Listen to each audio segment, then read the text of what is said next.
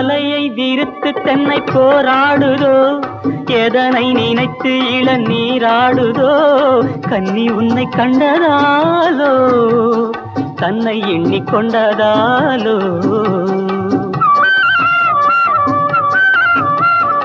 இலைகள் மரத்துக்கென்ன மேலாடையோ, இடையை மறைத்து கட்டும் நூலாடையோ, கட்டிக்கொண்ட கள்வன் யாரோ, கள்வனுக்கும் என்ன பேரோ.